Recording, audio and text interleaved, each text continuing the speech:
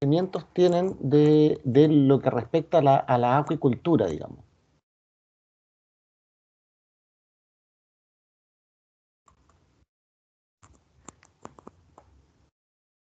Chicos, ¿están ahí? ¿Están despiertos? Sí, profe. Lo que tengo entendido yo que, por ejemplo, la acuicultura es más general, pues, pero los salmones eh, da harto ingreso al país. Es muy importante igual, ¿Ya? justo con el cobre y creo que eh, la ganadería igual. Es Ya, importante. Por eso igual creo que igual lo rescata usted porque da harto ingreso al país. perfecto. Ya. De los sistemas productivos del salmón, de cómo se cultiva, de cómo se mantienen en estas jaulas o cómo es el ciclo productivo del salmón, ¿conocen algo? Sí, lo que tengo entendido que hay primero un proceso de agua dulce y después de Ya, eso hay otro proceso que tiene que pasar a agua salada, que se llama la osmolarización. Es un nombre un poco raro, que no sé decirlo. perfecto. Brian, ¿querías agregar algo? Sí, que se cultivaban como tres salmones, ¿o no? El salmón atlántico, el pacífico y el arcoíris. Ya, perfecto. Ya, entonces sabemos, ¿no es cierto?, que tienen las nociones básicas. Vamos a pasar, esta presentación es una charla que yo le hago en Introducción a la Medicina Veterinaria en el en el primer año de la carrera, muy general respecto a lo que es la acuicultura y específicamente lo que es la salmonicultura. Solo vamos a repasar unos conceptos de esta presentación, la vamos a pasar rápidamente y nos vamos a adentrar ya propiamente en las enfermedades. ¿Por qué es tan importante que repasemos estos conceptos? Porque muchas de las enfermedades que afectan a los peces están relacionadas con el momento o el ciclo productivo en el que están. Tal como decía su compañero, ¿no es cierto?, los salmónidos en general son peces diádromos. Eso significa que tienen una fase de su vida en agua dulce, luego una fase de su vida en agua salada y luego terminan su vida en nuevamente agua dulce. Entonces, todas estas condiciones, si nosotros queremos criar salmones artificialmente o en cultivo, todas estas condiciones debemos dárselas para que los peces puedan desarrollar todos sus procesos fisiológicos con normalidad. ¿Ya? Entonces vamos a repasar un poquito las cosas, ¿no es cierto? No les voy a hablar de esto porque tiene que ver eh, con cosas productivas, digamos, pero básicamente hay que tener algunas consideraciones y dentro de estas consideraciones están que las pesquerías ya están explotadas en su máxima expresión.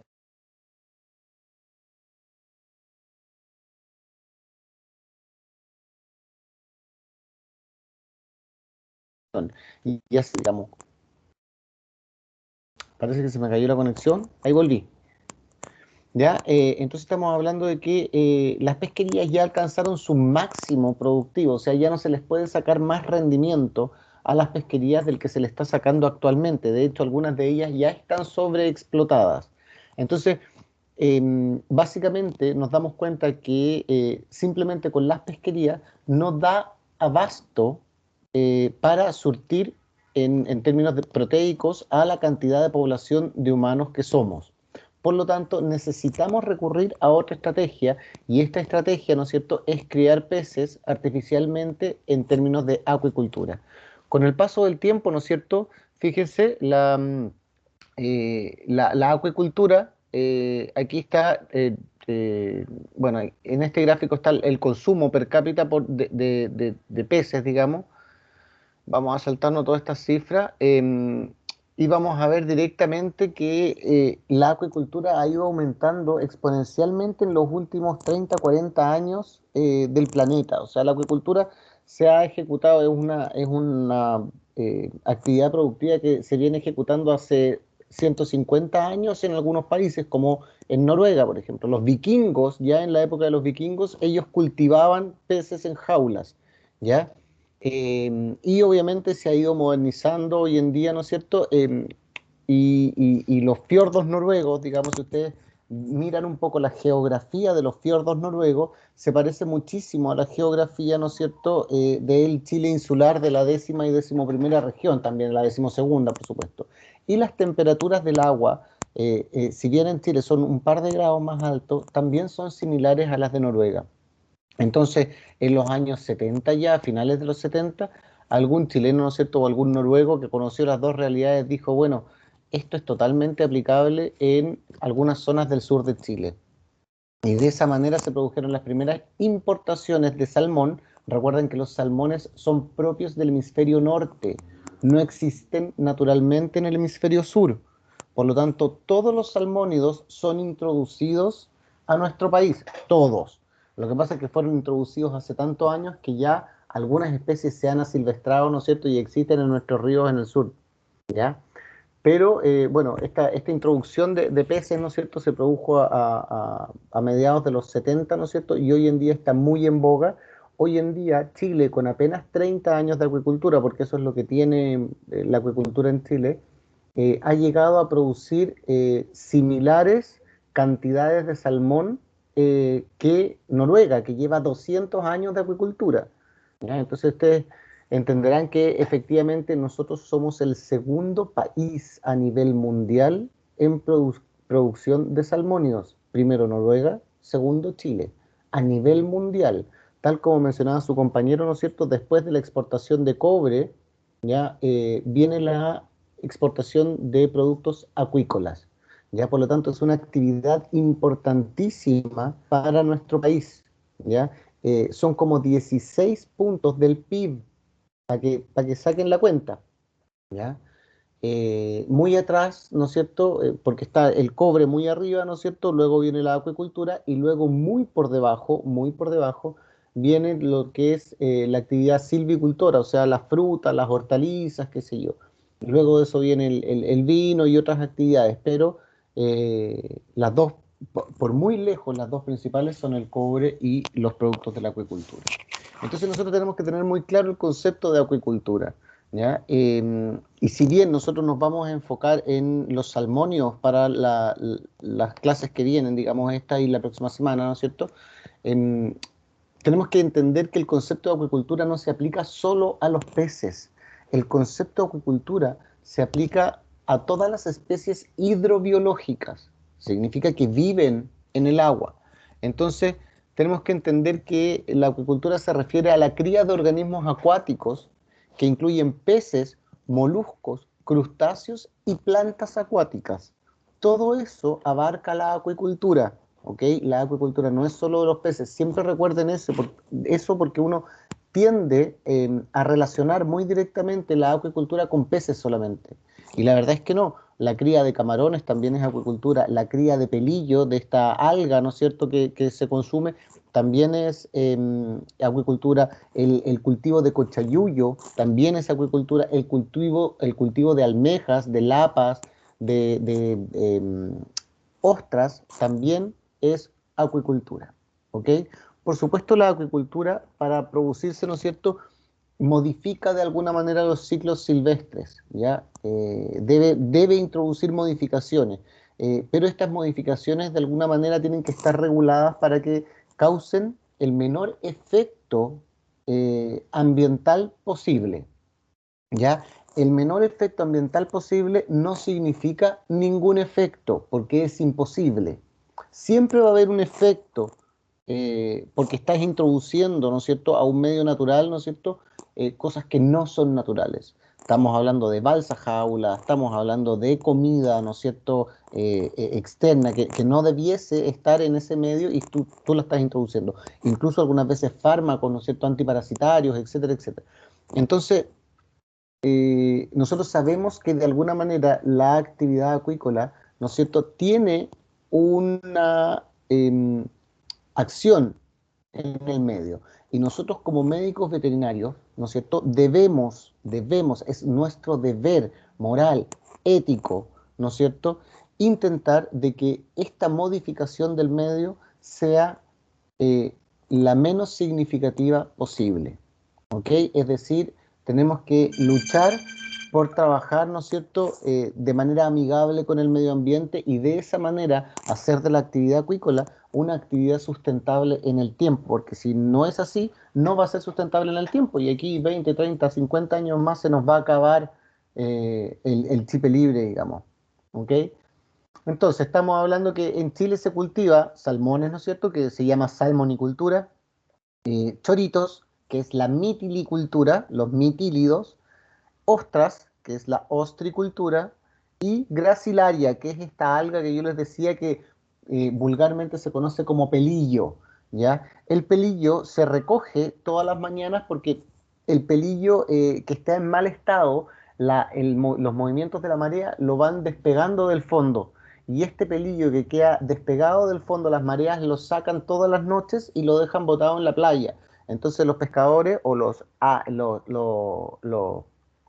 las personas que se dedican al cultivo de esto, ¿no es cierto?, se levantan muy temprano en la mañana, recogen todo el pelillo que bota el mar, ¿no es cierto?, y lo llevan a cuelgas donde lo cuelgan, ¿no?, como dice la palabra, ¿no es cierto?, y lo secan. Y una vez que este pelillo se seca, se forman fardos, así como los fardos que ustedes conocen que se dan de alimento a las vacas de alfalfa, pero se forman fardos de esta gracilaria y se exportan normalmente a países orientales que lo utilizan para producir cremas, champú, faciales, aceites de estas algas, eh, eh, productos afrodisíacos, etcétera, etcétera, etcétera, y lo exportan de nuevo a Chile como producto terminado, ¿no es cierto? O sea, nosotros vendemos la gracilaria o el pelillo muy barato, ¿no es cierto? Y después importamos el champú con extracto de hierba de algas marinas, ¿no es cierto?, extremadamente caro en vez de nosotros eh, eh, hacer el producto terminado. Bueno, hoy día la gracilaria no simplemente se recoge de la orilla de la playa, sino que también existen verdaderas granjas en donde se cultiva esta alga, ¿ya? Entonces se cultiva y luego del ciclo, digamos, se cosecha, ¿ya? Especies de peces, tal como muy bien me enseñaba su compañero, ¿no es cierto? Las tres más importantes por lejos es el salmón del Atlántico, ¿no es cierto? El salmón del Pacífico y la trucha arcoíris. Esas son las tres especies de salmónidos por lejos más cultivado en Chile, siendo el principal el salmón del Atlántico. El salmón del Atlántico es el salmón que le gusta al norteamericano, a Estados Unidos básicamente. Y Estados Unidos es nuestro mejor cliente y por lo tanto nosotros cultivamos mayormente salmón del Atlántico porque lo exportamos a Estados Unidos. También cultivamos una pequeña proporción de salmón del Pacífico, que es este Oncorhynchus kisuch, ¿no es cierto?, que normalmente lo exportamos a Japón. Japón come mucho, los japoneses, por ejemplo, en términos de mercado, prefieren más el salmón cojo que el salmón del Atlántico, ¿ya? Y finalmente, ¿no es cierto?, tenemos la trucha arcoíris o Oncorhynchus micis, ¿ya? Que también se cultiva en una pequeña cantidad. Yo les diría que en Chile más o menos el 70% del cultivo es de salmón del Atlántico y el 30% restante se divide entre el cojo y la trucha, ¿ya? La trucha arcoíris, ¿no es cierto?, que es esta que se destaca, ¿no es cierto?, porque en su línea lateral, ¿no es cierto?, tiene un tornasolado precioso, por eso se llama arcoíris, ¿no es cierto? Eh, Normalmente la exportamos a países de Europa, ¿ya? Y América del Sur también, ¿ya? Existen también en Chile algunos cultivos de turbot, ¿ya? Y de bacalao de profundidad o bacalao del Atlántico, ¿ya? Pero son muy menores, en realidad, en comparación con lo que son los salmonídeos propiamente tal, ¿ya? Bueno, aquí vemos lo que yo le decía, las cuelgas de gracilaria, ¿no es cierto?, de este pelillo, que son verdaderas cuelgas, o sea, los cuelgan a secarse, son verdaderos tendederos granjas donde se tienden estos pelillos a secar, ¿ya? Bueno, estas jaulas de cultivo de salmones, ¿no es cierto?, las plantas de proceso y, bueno, toda la actividad que se lleva a cabo, ¿no es cierto?, en las jaulas en el mar, ¿ya? Obviamente esta actividad, además de ser una actividad productiva que da mucho trabajo, mucho, obviamente también es una actividad económica importante porque da muchos beneficios económicos, digamos. Es un gran negocio, tal como dice ahí, ¿ya? En términos de empleo, cuando uno dice no, da mucho trabajo, bueno, ¿de cuánto estamos hablando? Alrededor de 40.000 plazas de empleo directo en la acuicultura. Directo me refiero a los centros de cultivo, ¿ya? Y además hay eh, 20.000 más, es decir, 60.000 empleos en total, que son en actividades que están asociadas a la acuicultura, ¿ya? Perdón, era al revés, ahí lo tienen. 20.000 empleos son directos y 40.000 son indirectos. Había dado vuelta la cifra, ¿ya? Pero lo más importante de esas 60.000 personas que trabajan para la acuicultura es la alta presencia de mujeres y jóvenes. ¿Por qué? Porque la acuicultura, como les decía en un principio, está heredada desde Noruega. Por lo tanto, viene con ese pensamiento nórdico de capacitar al trabajador, es decir, de no mantener en la ignorancia al trabajador, porque el trabajador ignorante para la empresa salmonícola es una carga económica más que una ayuda.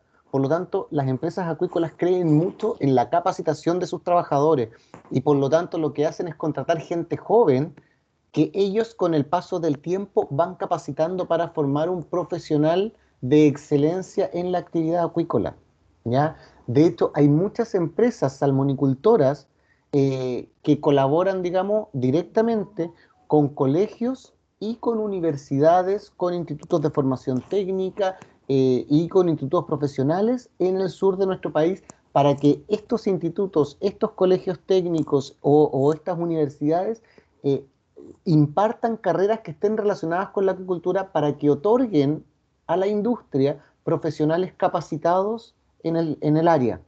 ¿Ok? Entonces, eso no podemos pasarlo por alto, digamos.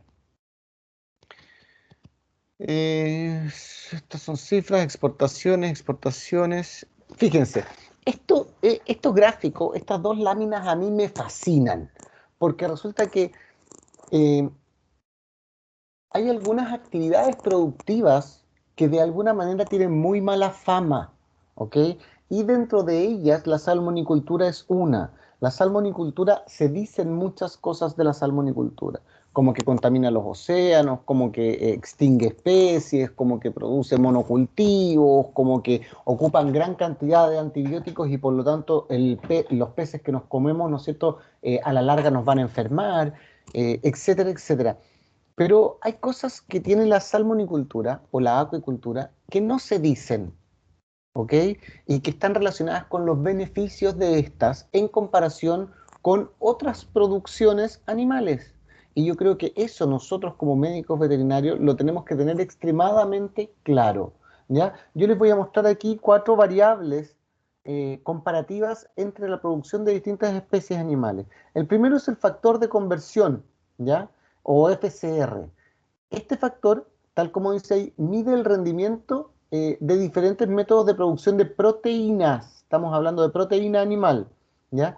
Y esta compara kilogramos de alimento para incrementar 1 kilo de peso en el animal. Es decir, ¿cuánto alimento le tengo que dar a mi animal para que aumente 1 kilo de peso? ¿Ok? En el caso del bovino, del ganado bovino, tengo que darle entre 6 a 9 kilos de alimento para que produzca 1 kilo de carne.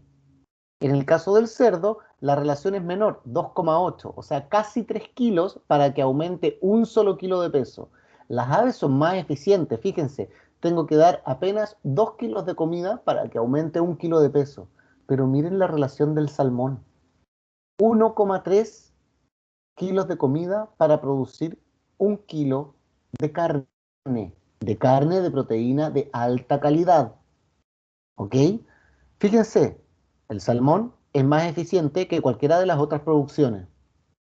Cuando vemos la porción comestible, ya se calcula dividiendo, obviamente, la porción comestible del animal dividido por el peso total del animal y se expresa en un porcentaje, o sea, es una tasa. ¿Ya? Cuando empezamos a revisar, el cordero apenas tiene un 38% de porción comestible, o sea, todo el resto del cordero se bota o se elimina o se usa para otras otros usos, digamos, en el sentido que se puede formar, se puede utilizar el cuero, se puede utilizar la lana, ¿no es cierto? Se puede utilizar los huesos para hacer harina de carne y hueso, la sangre para hacer harina de sangre, etcétera, etcétera. Pero la porción comestible del cordero es de apenas un 38%. La porción comestible de las aves de corral es de un 46%, del cerdo un 52%, pero fíjense el salmón, 70% del salmón es comestible. ¿Ok? Entonces, cuando hablamos de eficiencia, cuando comparamos eficiencia productiva en las diferentes producciones de animales, vemos que el salmón, por mucho, le gana a las otras producciones. Y no es por un poquito, ¿eh? No es que sea un poquito mejor, no, es muchísimo mejor. ¿Ok? Cuando vemos otros indicadores, como la retención de energía, por ejemplo, que describe la eficiencia de un producto para retener la energía del alimento y se expresa en porcentaje, nuevamente vemos que el cordero apenas un 5%, las aves de corral un 10%, el cerdo un 14% y el salmón un 23%. Nuevamente vemos que el salmón es más eficiente que las otras producciones. ¿Ok? Y cuando hablamos de la huella de carbono es un indicador que se mide al revés de los otros. O sea, mientras más baja la huella de carbono, es mejor la producción o es más eficiente. Y fíjense, están las aves de corral con un 2,7 y el salmón con un 2,9. Y luego vienen por mucho más arriba de las otras producciones. Fíjense el ganado bovino, 30, 30, ¿ok? En comparación con el 3 del salmón, son 10 veces más.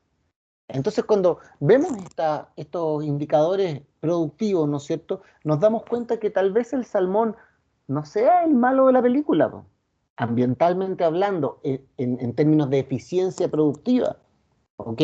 Porque nosotros tenemos tildado el salmón del enemigo número uno, del diablo de los mares, más o menos, de los animales, de que es una actividad productiva sumamente dañina. Y cuando en realidad vemos los indicadores y no nos dejamos llevar por lo que se dice, digamos, nos damos cuenta que no es así. ¿Ya? Fíjense, este otro factor que está relacionado directamente con la producción de salmones. Fíjense, estas son las patentes, patentes comerciales que paga la industria del salmón en las comunas donde se desempeñan. Si se fijan, el nombre de las comunas son todas comunas rurales o semirurales. O sea, estamos hablando de comunas que son relativamente de bajos recursos en comparación, ¿no es cierto?, con las comunas de las grandes ciudades y todo el cuento, porque esta es una actividad productiva que no se lleva a cabo en la ciudad. ¿Ya? Entonces, fíjense los montos de patentes en peso que aportó el último dato lo tengo del año 2017, o sea, el 2021 estamos pagando, probablemente se está pagando aún más, y son 13 billones, con B, o sea, 13.000 millones de pesos al año aporta la industria, ¿no es cierto?, en términos de patentes a estas comunas. ¿Se dan cuenta? Entonces, es otro factor interesante de ver. Ahora, ¿dónde se desarrolla? Porque esta gran industria, esta gigantesca industria, y nosotros no la vemos, ¿ok? Pero fíjense cómo están. Ese es un mapa de la 10ª región, a mano izquierda, ¿no es cierto? Y de la 11ª región. Y cada puntito rojo es una granja de cultivo o un centro de cultivo de salmones. Si se fijan, hay alrededor de 500 en la 10ª región y alrededor de 550, casi 600 en la 11ª. En la 12ª, ¿no es cierto? También hay algunos, fíjense, muy en la parte austral, también en la zona de Puerto Natales, qué sé yo, y en Punta Arenas, en la zona de Aracena. Si se fijan, obviamente esta es una actividad que se realiza fuertemente en las 3 últimas regiones de nuestro país. Ya hablamos de la 11ª y 12ª. Sin embargo, los centros de agua dulce, hay algunos que se encuentran en la 9ª y en la 8ª región también. ¿Ya? No debemos olvidar eso.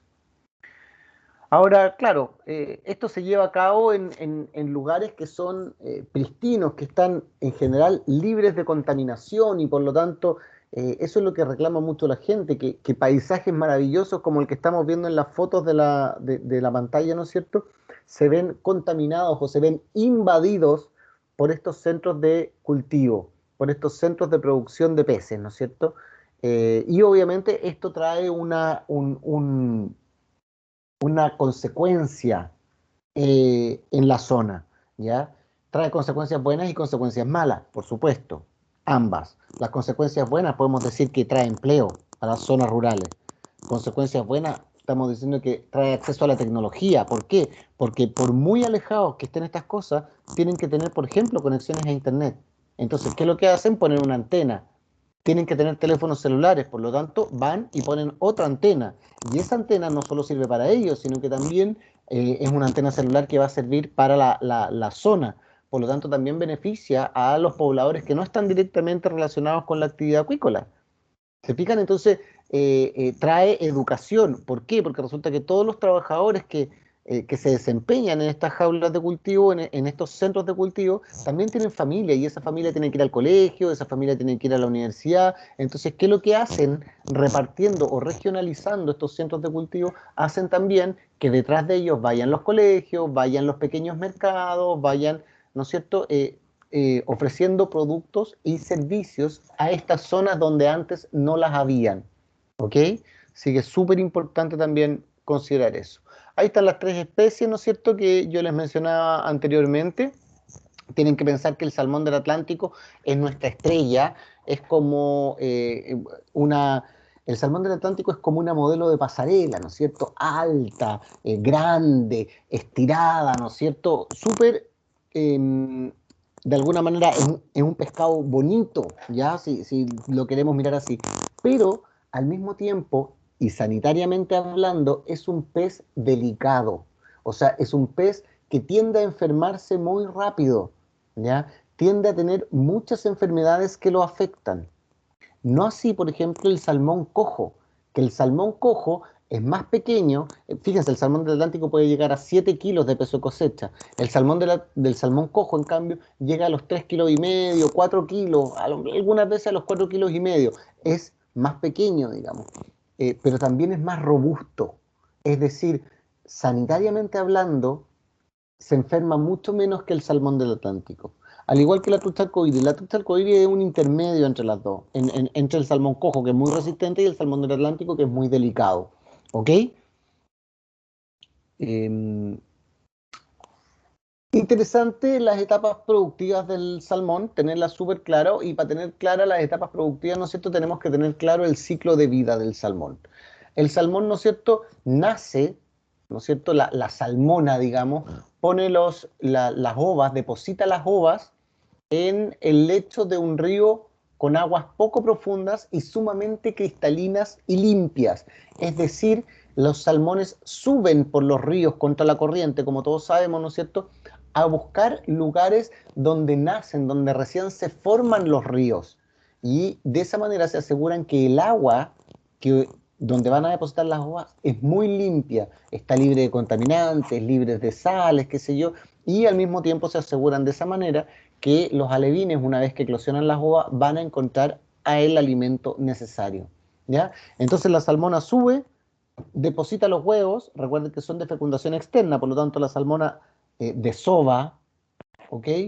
Pone los huevos y luego todo el estímulo químico que significan las secreciones con las que salen las ovas, estimulan al macho para que pase por encima de las ovas, ¿no es cierto? Y descargue el semen, ¿no es cierto?, sobre estas ovas que están en el lecho del río, y de esa manera se produce la fecundación externa de estas ovas, ¿ya? Estas ovas se mantienen en el lugar, ¿no es cierto? Los espermios obviamente ingresan a la ova, ¿no es cierto?, y forman el embrión. Este embrión da origen a lo que se llama una ova con ojo. ¿Por qué se llama ova con ojo? Porque cuando uno mira el huevito, ¿no es cierto?, se ve un puntito negro adentro que hace que parezca la ova un ojo, y por eso se llama ova con ojo, ¿ya? Eso significa que el embrión se está desarrollando al interior de la ova, ¿no es cierto? El embrión, una vez que termina el desarrollo, eclosiona.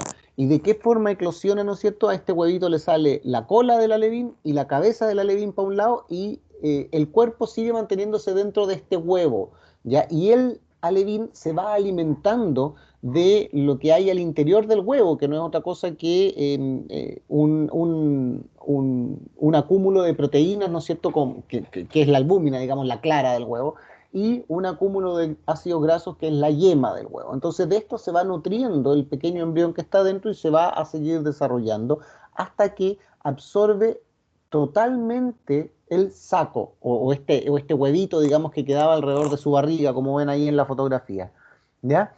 Luego de eso da origen a un pequeño pescadito, ¿ya? Que se llama alevín, ¿ya?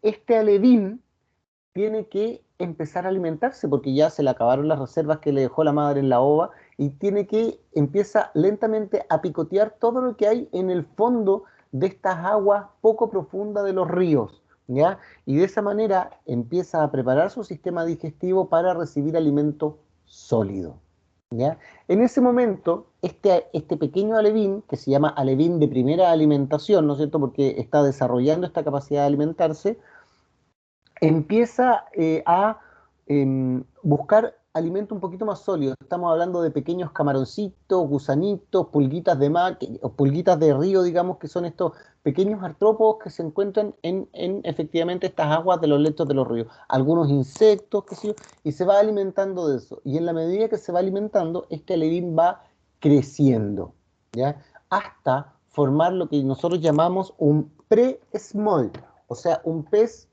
eh, eh, que tiene físicamente parece un smolt, ¿no es cierto? Sin embargo, todavía no está esmoltificado, que es el proceso que mencionaba su compañero, ¿no es cierto? En donde un pez que nace en agua dulce, o sea, que tiene todo su sistema osmorregulatorio para vivir en agua dulce, tiene que empezar a prepararse para poder vivir en agua de mar. Ustedes saben que los peces que viven en agua dulce, si ustedes les ponen agua de mar, se mueren. Y los peces de agua de mar, si ustedes le ponen agua dulce, también se mueren. Porque fisiológicamente su sistema está preparado para una o para la otra. Entonces, en este caso, los peces nacen en agua dulce y van recorriendo los ríos hacia abajo, hacia la búsqueda del mar. Y en la medida que van recorriendo estos ríos, ¿no es cierto?, eh, va aumentando poco a poco el porcentaje de salinidad de las aguas.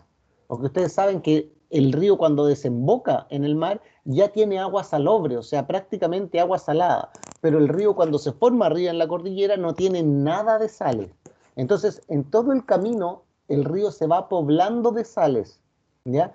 Y va aumentando lentamente este porcentaje de sal que hace que el organismo de este pequeño pececito que va bajando por el río vaya acostumbrándose poco a poco a la sal, ¿ya?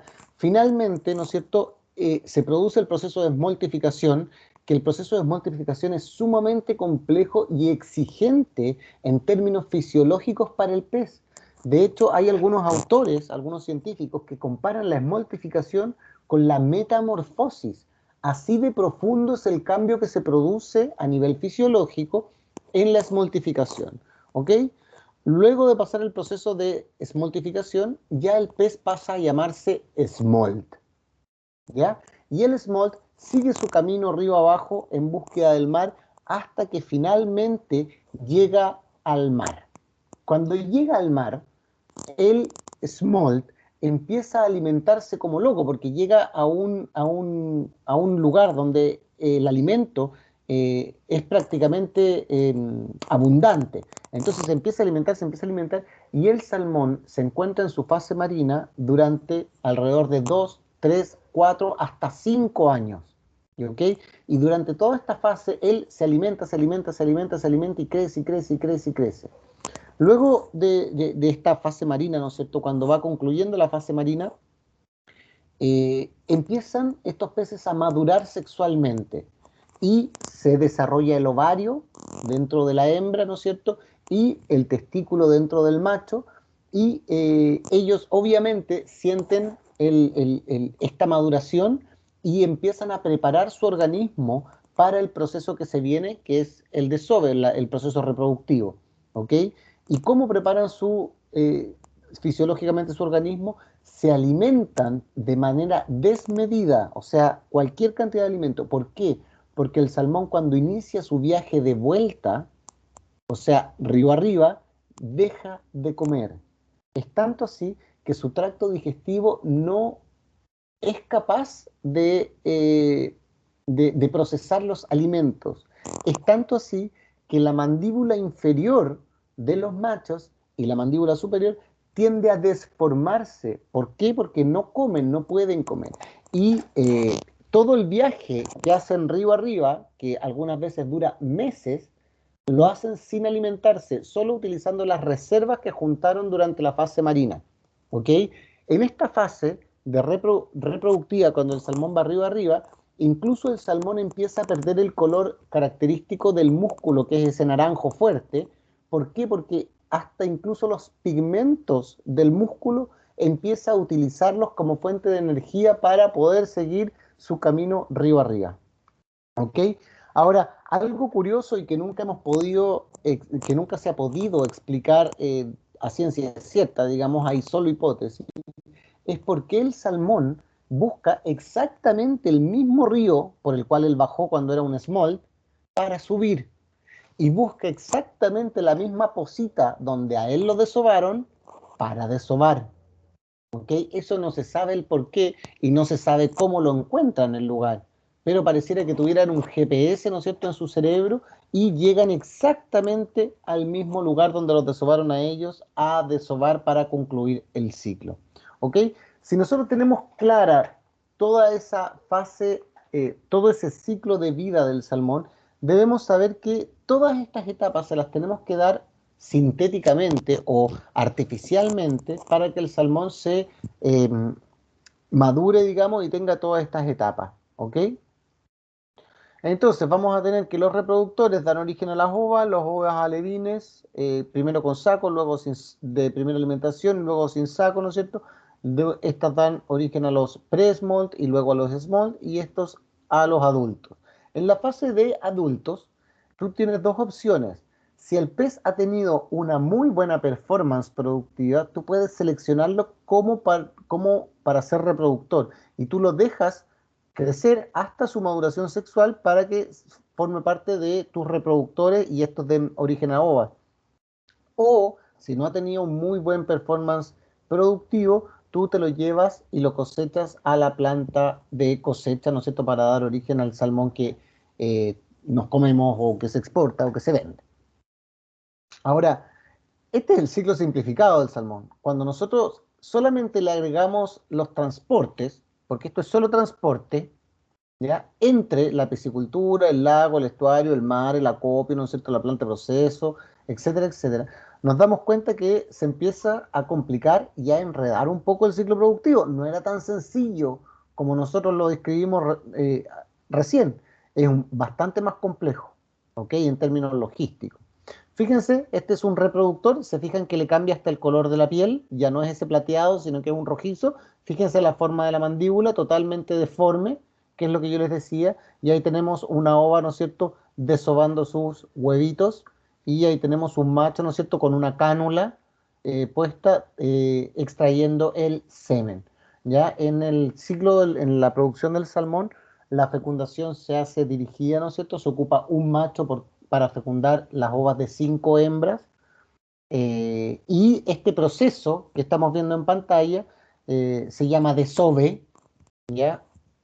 Y se lleva a cabo bajo estrictas medidas de bioseguridad y estos peces, una vez que han puesto o se les han extraído los huevos o el semen, eh, el salmón naturalmente muere al desovar. Entonces, ¿qué es lo que se hace con estos peces? Eh, se les extraen estos productos, digamos, se eutanasia y se le toman muestras que van a un laboratorio para diagnóstico de enfermedades. Y solo si las muestras en el laboratorio indican negatividad a las enfermedades, estos productos siguen el ciclo. Porque si estas muestras que nosotros tomamos a los salmones, las enviamos al laboratorio, indican que están positivos a alguna enfermedad, estos productos, digamos, tanto las ovas como el semen, se eliminan para que nos sigan siendo parte del ciclo productivo del salmón. Ese proceso se llama screening de reproductores y es sumamente importante, lo vamos a ver cuando estemos viendo las enfermedades. ¿Se fijan? Ahí tienen una ova con ojo, así se ven, por eso se les llama ova con ojo, ¿no es cierto?, donde tienen un embrión. Así se exportan o se importan las ovas del salmón en cajitas de Plumavit, ¿no es cierto?, con 4 bandejitas y eso, por supuesto, con su tapa. Ahí vemos una foto, ¿no es cierto?, de una ova eclosionando, ¿no es cierto?, cuando está sacando la colita y la cabeza del huevo. Y esto es un alevín con saco, ¿se fijan? Tiene el pescado, pero tiene una guatita abultada que es el resto de la ova que todavía están consumiendo. O sea, este pescadito todavía no es capaz de comer por sí mismo, ¿ya? Ahí tenemos el alevín con saco, ¿no es cierto? Ahí nuevamente el alevín con saco, y ya cuando termina de absorber ese saco, da origen a este alevín, que es un alevín de primera alimentación, que es el que tiene que buscar en el lecho del río, como vemos aquí en la fotografía, alimento para empezar a preparar su sistema digestivo para eh, recibir alimentos sólidos, ¿ya?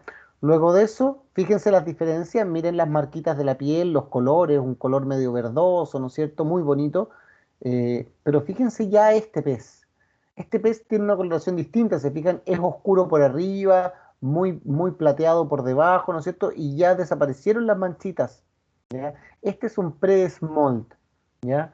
Y está preparando fisiológicamente su organismo para la esmoltificación. En esta etapa es donde se llevan a cabo algunos manejos médicos, como por ejemplo la vacunación, ¿ya? Los peces se vacunan, sí, y se vacunan con jeringa, con agujas, digamos, directamente, pez por pez, ¿ok? Luego viene todo lo que es la fase marina que se lleva a cabo en estas jaulas de cultivo que están en el mar. Algunas, ¿no es cierto?, como estos paisajes, por ejemplo, preciosos, ¿no es cierto?, jaulas redondas, jaulas cuadradas, trenes de jaula, trenes se le llama a toda esta estructura que contiene varias jaulas en su interior, ¿no es cierto? Eh, Distintas formas, ¿ya? Así se ven debajo del agua estas jaulas, ¿ya? Con mallas por debajo. Y también con mallas por arriba. ¿Por qué? Porque vienen los peces, obviamente, o sea, las aves, obviamente, y se comen a los pescados, ¿ya? Entonces también tienen que tener mallas pajareras, y no solo pajareras, sino que también tienen que tener mallas alrededor. Se fijan que todas estas jaulas, aquí las vemos, ¿no es cierto? Tienen boyas, miren, tienen boyas alrededor de las jaulas, acá también las vemos. Esas boyas tienen una malla gruesa, mucho más gruesa que las de las jaulas mismas, y son para evitar la entrada de lobos marinos, porque obviamente cuando se mete a un lobo marino a una jaula con 50.000 pescados, el lobo va a comer todo lo que pueda. Y un lobo marino de una sola sentada se puede comer 3.000 salmones, para que saquen la cuenta. ¿Ok? El problema es que no se come el salmón entero, sino que le pega un mordisco en la guata, en la zona abdominal, le chupa los órganos internos y el resto del pescado lo deja. Sin embargo, el resto del pescado obviamente no se puede utilizar. Por eso es sumamente importante estas medidas de protección, tanto debajo del agua para los lobos como encima del agua para las aves, ¿ya? Ahora, tenemos que pensar también que la actividad acuícola no es una actividad que sea inmune a los peligros propios de la sociedad, ¿no es cierto?, como los robos, etcétera, etcétera. Existen verdaderos piratas de centros de cultivo que llegan en embarcaciones en la noche a oscuras, ¿no es cierto?, a asaltar los centros de cultivo y se roban peces para venderlos en los mercados informales, ¿ok? Lo más triste es que algunas veces no se roban los peces que están creciendo, que se están cultivando, se roban la mortalidad de los centros de cultivo.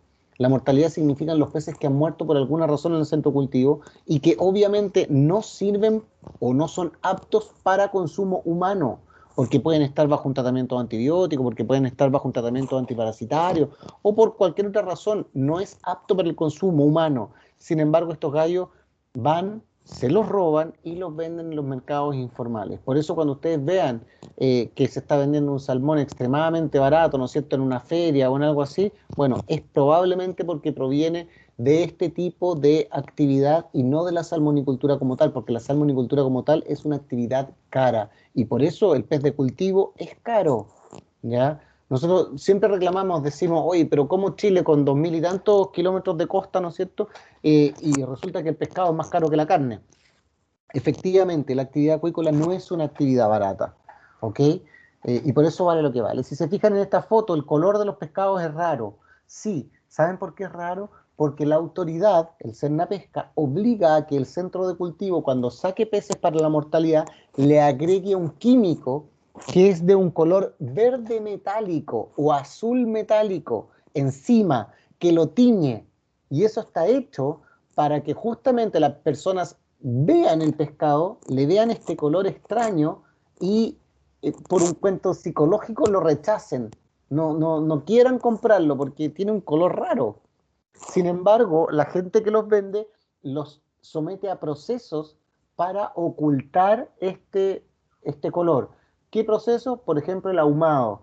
Los ahuman y de esa manera pierden el color. O lo otro, te vienen con un cuento que como son salmones silvestres, ¿no es cierto?, se aposan en el fondo del mar y por eso toman un color verde del fondo marino. Y no es cierto, obviamente, ese color verde es de este químico, ¿no es cierto?, que se agrega para que la mortalidad no llegue a consumo. ¿Ok? Bueno, las plantas de proceso, tal como yo les decía, funcionan de esta manera, ¿no es cierto? Así se sacan los salmones del agua, se fijan, se van achicando las redes y se van dejando en menos espacio, y con esto, que es una aspiradora gigante que chupa agua y salmones, pasa por esta y caen a la cubierta del barco, así como lo vemos aquí, ¿no es cierto? Como lo vemos acá también. Ahora, esta manguera tiene una fase que solo reja, entonces el agua que va chupando junto con los salmones vuelve a caer al mar, ¿no es cierto? Y pasan solo los peces. O está la otra opción dentro de una planta de proceso. Esto es cosecha in situ, es decir, cosecha en un barco, en la cubierta de un barco sobre el centro cultivo. Esto es la cosecha sobre una planta cosechadora. ¿Ok? Las dos alternativas son viables y válidas, ¿ya? Para dar origen, ¿no es cierto?, a este pescadito que nos gusta tanto a algunos. Ahora, ¿la salmonicultura y la acuicultura no está libre de problemas? No, bajo ninguna circunstancia libre de problemas. Tiene problemas sanitarios en términos de virus, bacterias y parásitos, de los cuales vamos a adentrarnos ahora. Tiene problemas productivos como la mala calidad de los peces, peces desadaptados, deformes, falta de logística. Cuando yo les mostré este gráfico, ¿no es cierto?, con todos estos movimientos, obviamente todo eso requiere una coordinación logística, pero súper precisa, y de repente no se puede hacer porque, oye, el clima no lo permite, porque no pueden zarpar los barcos del puerto y no llegaron con la comida al centro de cultivo. ¿Ya? Hay problemas ambientales como los temporales, como los bloom de algas, estas famosas floraciones de algas nocivas, ¿no es cierto?, que matan millones de pescados cuando ocurren. También hay problemas económicos porque el salmón, ¿no es cierto?, se transa en dólares. Por lo tanto, cuando el dólar sube o el dólar baja, ¿no es cierto?, se produce todo tipo de problemas. Imagínense si ustedes negocian toda la producción de los salmones del 2022. O sea, toda la producción que se produzca durante el 2022, ustedes la negocian con su cliente a principio de año, ¿ya? Entonces, ustedes tienen que llegar al menor costo posible a final de año para poder vender esto y sacar el máximo de utilidades. ¿Y qué pasa si entre ustedes lo negocian en dólares, ¿ya?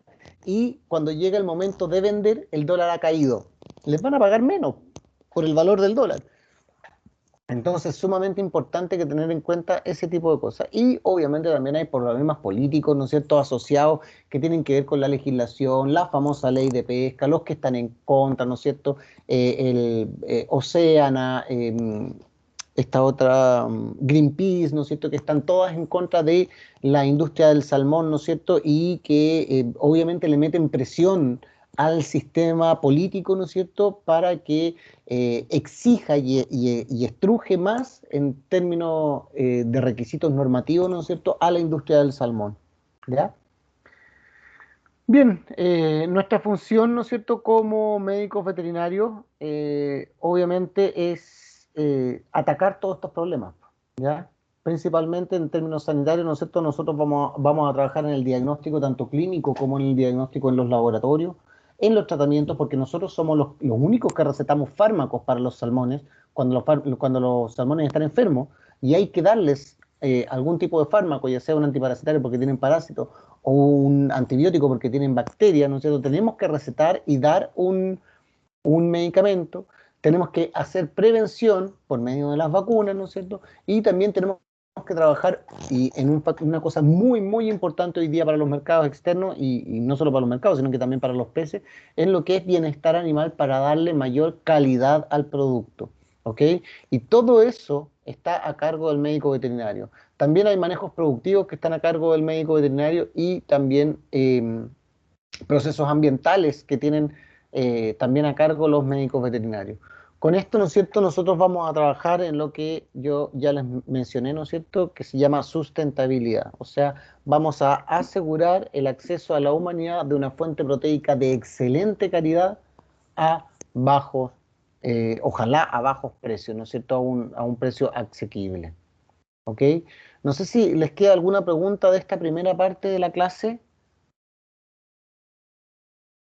¿No? ¿Todo clarísimo? Profe, Sí.